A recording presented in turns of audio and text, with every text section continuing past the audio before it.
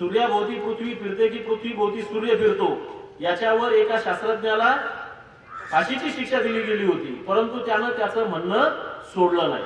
म्हणून वैज्ञानिक दृष्टिकोन बाळगत असताना स्वतःवर श्रद्धा असली पाहिजे आणि त्या श्रद्धेसाठी प्रत्यक्षात बलिदान देण्याची सुद्धा तुमची तयारी असली पाहिजे. तरच तुमच्यामध्ये अशा प्रकारचा वैज्ञानिक दृष्टिकोन येऊ शकतो. सुदैवानं भारतामध्ये आणि भारताबाहेर दोन्ही ठिकाणची परिस्थिती पाहिल्यानंतर असं जाणवतं की आपण दोघंही हाडामासाची माणसं आहोत.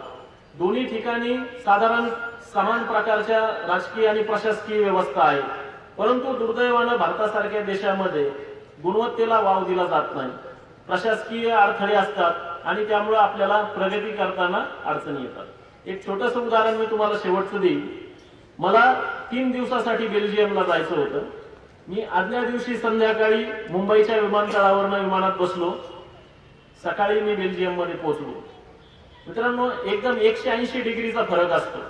म्हणजे मुंबईचं विमानतळ आणि त्याचा परिसर तुमच्यापैकी जर काही लोकांनी बघितलेला असेल तर अत्यंत अस्ताव्यस्त आणि अव्यवस्थित अशा प्रकारचा तो परिसर. आणि बेल्जियम मध्ये उतरल्यानंतर मला त्या कंपनीनं पाठवली होती मर्सिडीज बेन्झची गाडी. म्हणजे Premier Padmini to Mercedes Benz within 8 hours. अशा 8 धरण किंवा मागासलेलं ज्याला म्हणू अशा प्रदेशातून तुम्ही एका अत्यंत पुढारलेल्या आणि प्रगत देशामध्ये जाता. माझं त्या दिवसाचं काम संपलं आणि त्यानंतर संध्याकाळी मी पुन्हा बेल्जियमच्या विमानतळावरनं विमान उडालं आणि मुंबईच्या विमानतळावर आलं. मुंबईच्या विमानतळावर आल्यानंतर पुन्हा एकदा तशाच प्रकारची परिस्थिती. जर समजा एखादा संवेदनशील मनाचा माणूस असेल आणि तो जर अशा प्रकारच्या चक्रा मारत असेल तर तो ठार वेडा होऊ शकतो. कारण दोन्हीकडे हाडामासाची माणसं आहेत, दोन्हीकडे प्रगती करण्याची जिद्द आहे, दोन्हीकडे साधारणपणे सारख्याच प्रमाणात पोटेन्शियल आहे, परंतु त्या पोटेन्शियलला योग्य दिशा दिली जाऊ शकत नाही किंवा दिशा दिली जात नाही. म्हणून आपण सर्वजण अजूनपर्यंत तांत्रिक दृष्ट्या तंत्रज्ञानाच्या दृष्टीनं अत्यंत पाठीमागे आहोत. अशा प्रकारचे विज्ञान दिन साजरे करणं आणि त्यासाठी तुमच्या जे गुरुजन आहेत, जे प्राध्यापक आहेत, जे प्राचार्य आहेत, जे संस्थाचालक आहेत, यांचं तुम्हाला पाठबळ मिळणं ही अतिशय चांगली गोष्ट आहे.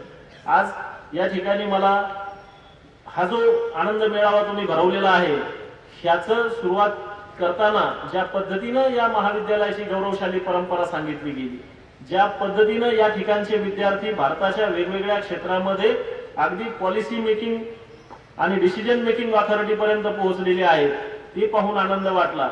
आणि कुठंतरी असं वाटतं की अशा प्रकारचे हे जे यज्ञ ठिकठिकाणी चालू आहेत त्यामुळेच भविष्य काळामध्ये आपण असं म्हणू शकतो की भारत हा कधीतरी आर्थिक किंवा सामाजिक किंवा वैज्ञानिक दृष्ट्या महासत्ता बनू शकेल. भारताच्या गौरवशाली परंपरेमध्ये आपण मोहनजोदडो आणि हडप्पाची जी संस्कृती बघितली आणि त्यासाठी पैसे मोजायला सुरुवात कराल तेव्हा तुम्हाला कळेल.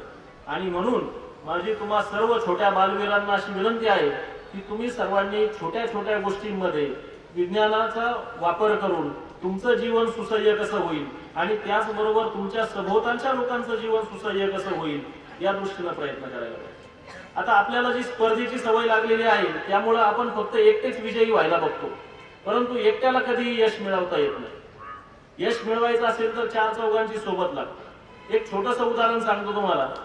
एक शास्त्रज्ञ असतो, कृषी शास्त्रज्ञ असतो आणि त्याच्या मक्याच्या किंवा तत्सम पदार्थाच्या बियाणाला राष्ट्रीय स्तरावरचा पुरस्कार मिळतो. आणि तो असाच कुठेतरी एखाद्या दुर्गम खेड्यामध्ये बसलेला तो शास्त्रज्ञ असतो आणि त्याच्याकडे मग जेव्हा चॅनलचे प्रतिनिधी, पत्रकार वगैरे लोक जातात आणि ते तिथे बघतात की हा शास्त्रज्ञ त्याच्याकडचं अतिशय उच्च प्रतीचं हे तंत्रज्ञान आणि त्यातून तयार झालेलं बी हे आसपासच्या शेतकऱ्यांना मोफत वाटत असतं. ते त्याला सांगतात की बाबा तू जर समजा एवढं चांगल्या दर्जाचं तुझं बियाणं आहे, चांगल्या दर्जाचं तुझं तंत्रज्ञान आहे तर ते तू उच्च किमतीला लोकांना विकू शकतो.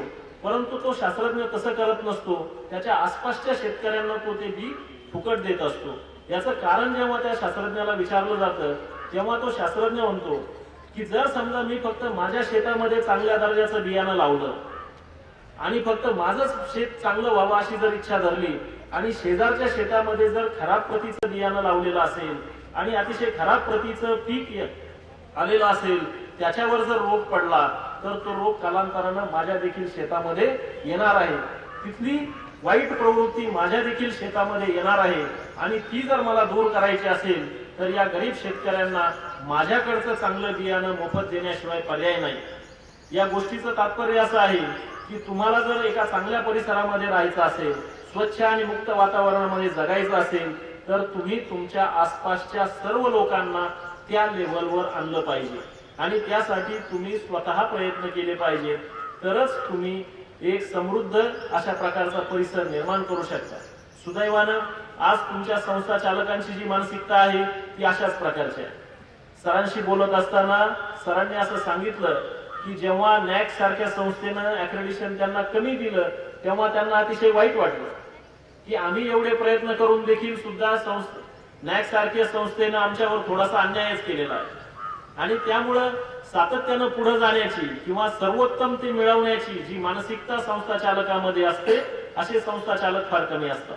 आणि म्हणून तुम्ही अतिशय भाग्यवान आहात की अतिशय प्रोग्रेसिव्ह आणि अतिशय सकारात्मक विचार करणाऱ्या संस्था चालकांच्या एका शाळेमध्ये तुम्ही सर्व लोक शिक्षण घेता.